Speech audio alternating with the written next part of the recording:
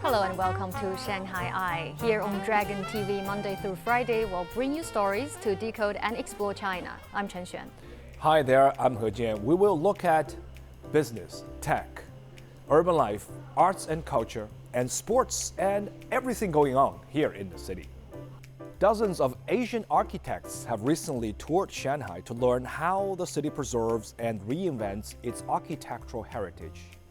They are in the city exchanging views on the future of urban design in Asia. Ye Qingzhuo takes a closer look.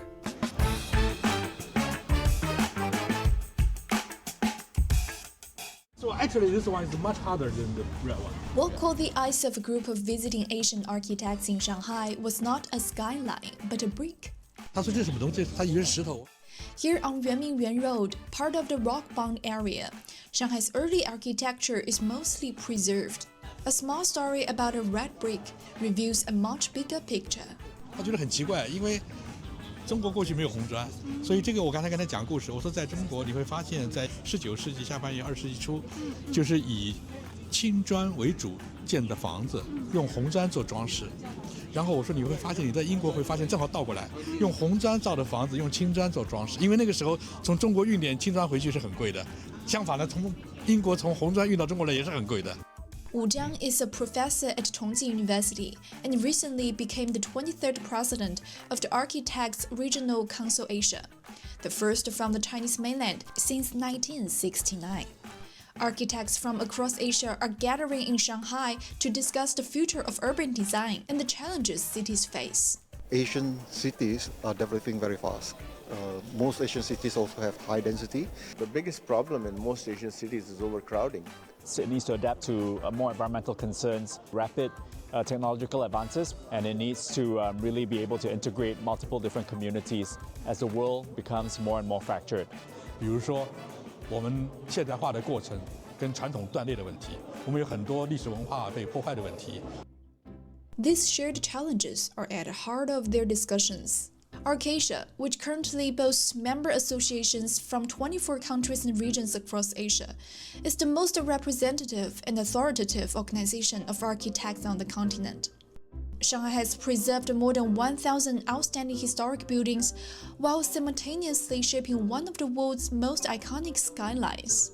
And it's very stylish and it's extremely vibrant. Some of the details are just exquisite. What really impressed me is actually the west bund. They call it an industrial area into something very interesting. The Rock Bund is very impressive and a very pleasant street to walk down as well. Part of the very unique characteristic is the materiality of the place.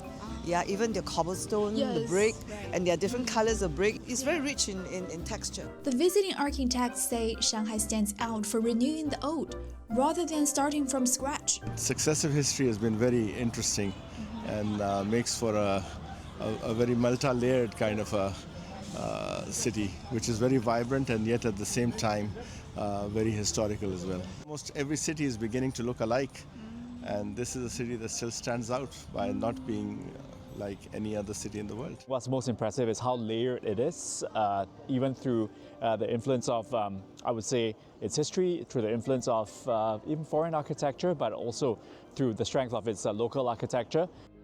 Here, urban renewal is centered on people, not just commercial value. What Chinese architecture have done is actually being able to move fast and yet not to forget the human needs.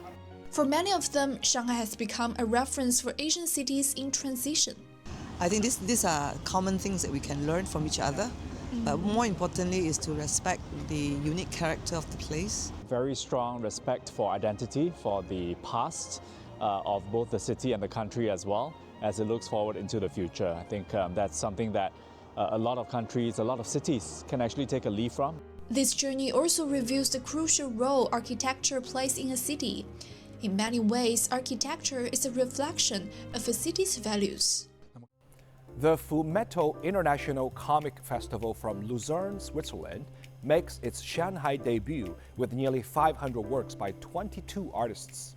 The exhibition blends comics, painting, animation, and sound, inviting visitors into surreal, thought-provoking worlds that reflect both childhood wonder and adult realities.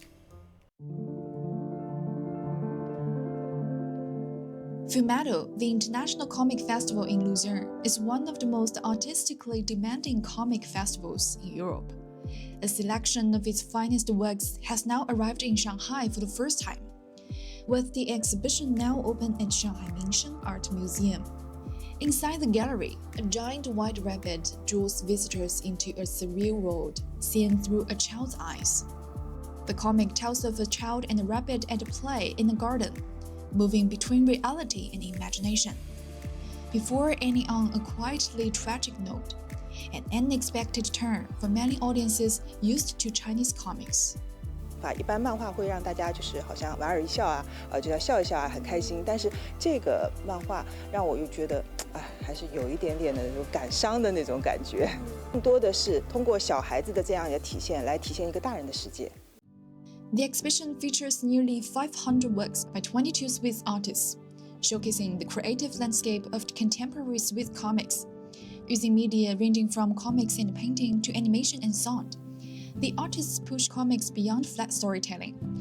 One work combines an oil painting with an LCD screen and looping animation, blurring the line between painting and digital art and evoking a dreamlike world reminiscent of Alice in Wonderland.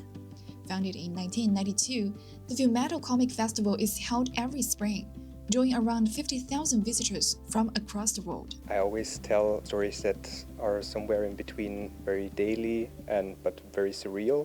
It gives many freedoms. It's drawing, but on a different level. You get to create a narrative through it, a rhythm through it, an atmosphere, and you let people speak. And it's a combination of writing and drawing that is very fond to me.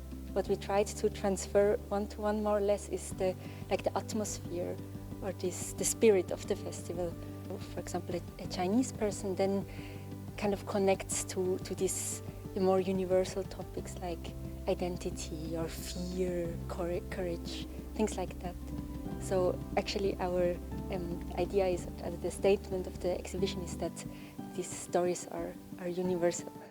As one of the cradles of modern Chinese comics, Shanghai has nurtured a rich tradition in genre since the early 20th century. The exhibition runs until April 6, 2026.